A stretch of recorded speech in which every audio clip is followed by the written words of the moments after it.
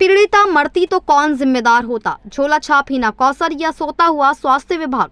अस्पताल का नाम है हमदा हेल्थ केयर सेंटर, लेकिन असल में है कातिल हॉस्पिटल।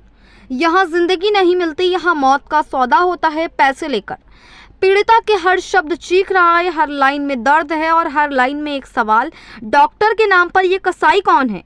डिलीवरी के लिए आई थी पीड़िता रेशमा, लेकिन यहाँ मौजूद डॉक्टर हिना कौसर और अस्पताल संचालक मुस्तकीम ने किया वो जो सुनकर रूह कांप जाए। ना ऑपरेशन, ना मशीनें, ना सेफ्टी, बस जबरदस्ती।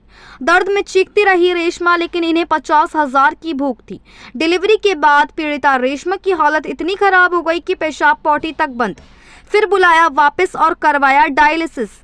रेशमा कहती है कि महिला डॉक्टर नहीं, झोला छाप है। मतलब बिना डिग्री, बिना अनुभव, सिर्फ गाइडलाइन की धज्जियां उड़ाते हुए कर रही है इलाज का खेल। जान बचाने के नाम पर पैसे ऐंठे गए और जब केस बिगड़ा तो रेशमा को धक्के मारकर दूसरे अस्पताल भेज दिया गया। अगर इसकी जान चली जाती तो कौन जिम्मेदार होता? और ये पहली बार नहीं है कि यहाँ पर ऐसा हुआ है। अक्सर यहाँ पर इसी तरह के केस सामने आते रहते हैं और ज़बरदस्ती डिलीवरी के भी आरोप हैं। इतना ही नहीं, उक्त डॉक्टर ने अपने अस्पताल में अवैध रूप से ओटीबी संचालित कर रखा है, जहाँ पर ये खेलते हैं मौत का खेल। तो क्या देश में अब भी ऐसे अस्पताल चल रही हैं? क्या स्वास्थ्य विभाग सो रहा है या मिली भगत में शामिल है? अगर हिना कौसर डॉक्टर नहीं तो फिर किसकी मंजूरी से चल रहा है ये अस्पताल? डॉक्टर उसे लगातार जान से मारने की धमकी दे रहा है और कह रहा है कि मैं हाजी रिजवान का भतीजा हूं, कुछ भी कर सकता हूं।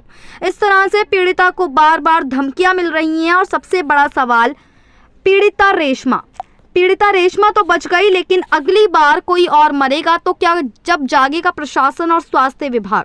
ये झोला छाप नेटवर्क बंद कब होगा और कब तक आम जनता की जान यूं ही बिकती रहेगी?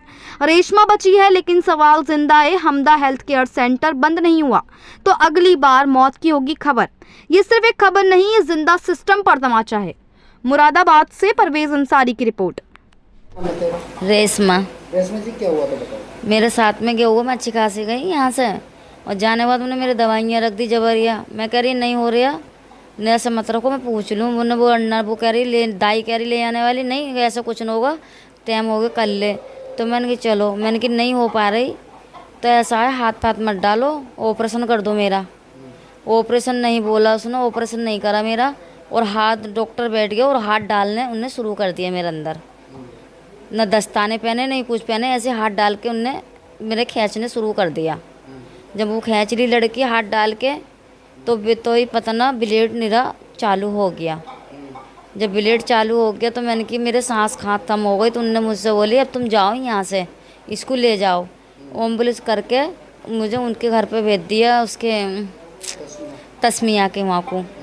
तस्मिया ने बेचारी ने बच्चेदानी सीधी सीने के बाद में उन्हें अंदर 2 घंटे मेहनत लगाई, 2-3 घंटे मेरे 2-3 घंटे मेहनत लगा के उन्हें शीशा के अंदर घुसेड़ दी। तो उन्हें मुझे खून चढ़ाया, खून चढ़ा 12 पॉकेट मेरे अंदर। 12 पॉकेट खून चढ़ने के बाद में तस्मिया ने जब पेशाब नहीं उतरा और नहीं कुछ होया ना, उल्टी बंद हुई, तस्मिया ने किया मेरी बस की बात ना, तुम कहीं को अंत को ले जाओ। लिख दिया वहाँ को, कोसमोस को, डेंटर को, वहाँ पे लिख दिया। एक वहाँ पे भर्ती कर लिया, वहाँ पर डाल दिया एसीयू में डाल दिया। एसीयू में डालने के मारे मैं फूल गई, मशक जैसी जब फूल गई तो डॉक्टर ने डाल दिया मेरी डायले मशीन पे। जब मुझे डायले मशीन पर डाल दिया तो मेरी डायले मशीन होने लगी।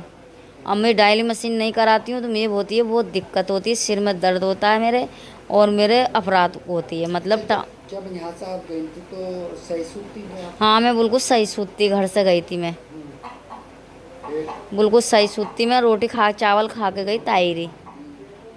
फिर डायलिस का कब से हिसाब बनना?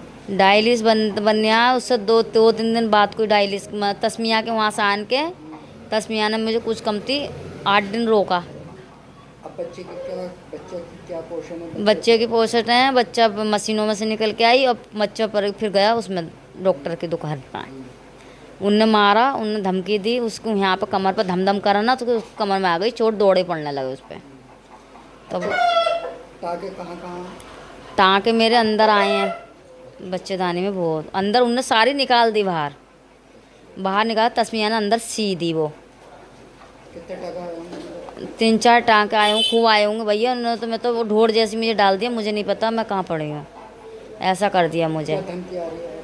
अब के धमकी आ रही, डॉक्टर ने फ़ोन करा, एक लौंडा भेजा, बोला उस लौंडे के मोबाइल पे न कही मेरा कुछ बिगाड़ेगी वो तो मैं उसका बच्चा बच्चा वीरान कर दूंगा, मैं जाऊंगा तो जाऊंगा, मैं उसको बच्चा बच्चा वीरान कर दूंगा। तो मैं हाँ धमकी दे रहा है, उससे मेरा कुन नकोड़ा वो कर भी लेगी तो मैं उसको बच्चे बच्चे सब मार दूंगा जान से, चाहे मेरा कुछ भी हो जाए बात को। कहाँ पे इलाज चल रहा था तो? अब कहाँ का चल रहा है? नहीं, अब पहले जो शुरू में चल रहे थे ईदगाह का चल रहा था, ईदगाह पे का चल रहा था।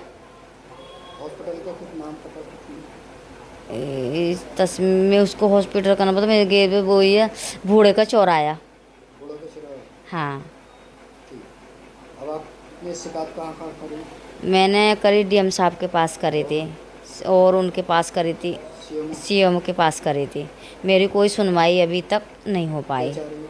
मैं ये चाह रही हूँ इसका सील होनी चाहिए, मेरे वो तब पैसे लगे वो लगने चाहिए, मिलने चाहिए मुझे। अच्छा तो झोला छाप डॉक्टर हाँ ढोला छाप डॉक्टर है, नहीं होता है तो हाथ डाल डाल के बच्चे पैदा करता है वो। औरों की भी शिकायत आई? औरों को भी सिखाता है, दो जनों की और आई थी, दो एक जना हमारे सामने भाग गया था बच्चे अपने लोंडिया को लेके। हाँ। हाँ क्या जब करता है ये? यही करता है कि मतलब बच्चे पैदा नहीं होते हैं, हाथ डाल डाल के बच्चे पैदा करता है।